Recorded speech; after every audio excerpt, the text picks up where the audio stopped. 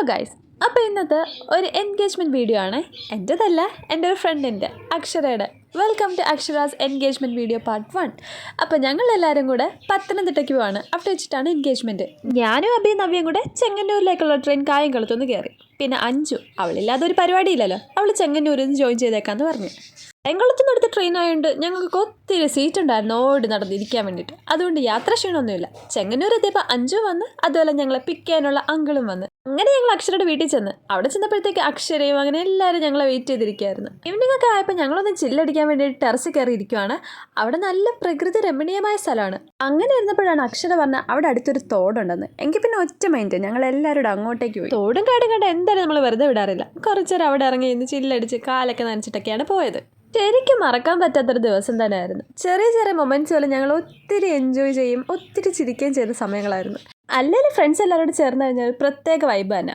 ഇനി രാത്രി റൂമിൽ വന്നതിന് ശേഷമുള്ള കുറച്ച് കലാപരിപാടികളാണ് നിങ്ങൾ കണ്ടുകൊണ്ടിരിക്കുന്നത്. അവളെ കൊണ്ട് ഞങ്ങൾ ചുപ്പുമായാച്ച കളിപ്പിക്കാനൊന്നും ശ്രമിച്ചു പോയതാ. പിന്നെ മനസ്സിലായത് ഞങ്ങൾക്കാണ് തെറ്റുപറ്റിയതെന്ന്. അവൾ കളിക്കാൻ ശ്രമിച്ചതൊന്നും പുറത്തു വന്നത് മറ്റൊന്നോ. എന്തായാലും രണ്ടും നിങ്ങളൊന്ന് കണ്ടു നോക്ക്.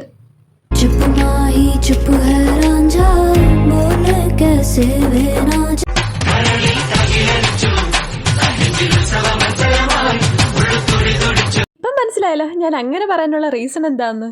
പിന്നെ ഞങ്ങൾ ഫ്രഷ് ആയി ഫുഡൊക്കെ കഴിച്ച് വെളിയിൽ വന്നിരിക്കുകയാണ്. അപ്പോൾ അതാണ് നമ്മുടെ ബ്രൈഡ് ഇവിടെ ഫുഡ് പോയ്സണും അടിച്ച് ഹോസ്പിറ്റലിൽ പോയി ഒരു ഛർദിലൊക്കെ കഴിഞ്ഞിരിക്കുകയാണ്.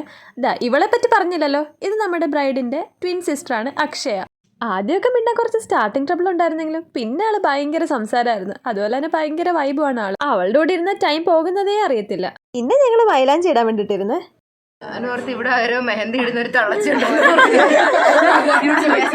ഇത് കേട്ടില്ലേ, അവളെ ട്രോളാൻ വേറൊരാളുടെ ആവശ്യമൊന്നുമില്ല. അത് അവൾ തന്നെ നന്നായിട്ട് ചെയ്തോളും. അപ്പോൾ ഇന്നത്തെ പരിപാടി ഇത്രയേ ഉള്ളൂ. നാളെയാണ് നമ്മുടെ മെയിൻ പരിപാടി വരുന്നത്. അപ്പോൾ അതിൻ്റെ വീഡിയോ പുറകെ വരുന്നുണ്ട്. Stay tuned.